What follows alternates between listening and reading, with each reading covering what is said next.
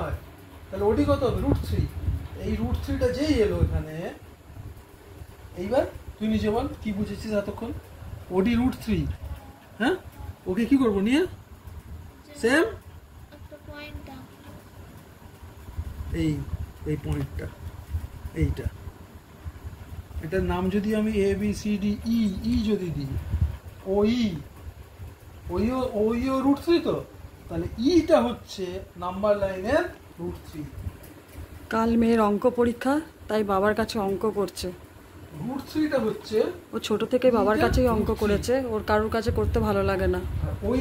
এখন ক্লাস 9, ওই ভ্যালু কত? কাল অঙ্ক পরীক্ষা, তাই বাবার কাছে অঙ্ক করছে। এটা হচ্ছে √3 পজিশন, দেখ একদম 1 আর 2 এর মাঝখানে। আর √3 ভ্যালু কত?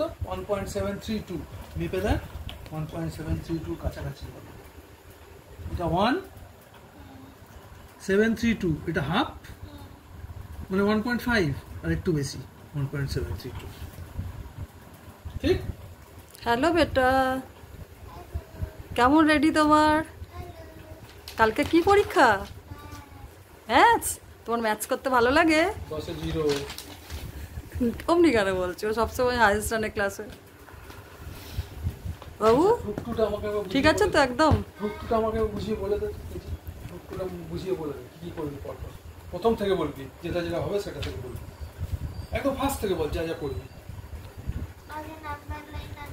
পুরো বড় লাইন করবি, কত দিয়ে স্টার্ট করবি এটা, তারপর পরপর বলে যা। হলো, তারপর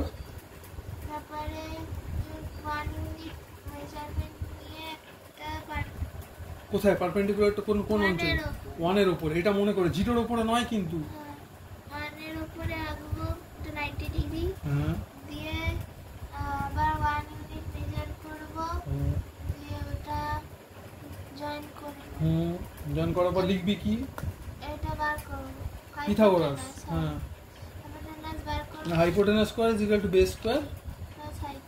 হ্যাঁ, ওটা √2 বেরোবে। √2 বেরোনোর পরে যে এটা হাইপোটেনাসের মেজারমেন্ট নিয়ে একটা পয়েন্ট স্ট্রেট গিয়ে এটাকে এরকম স্টেনে দিবি, যেখানে বসবে সেটাই হচ্ছে √2 পজিশন। বুঝেছো? হয়ে গেছে, এটা হয়ে গেছে। অন্যটা বল, √5 লাগবে না।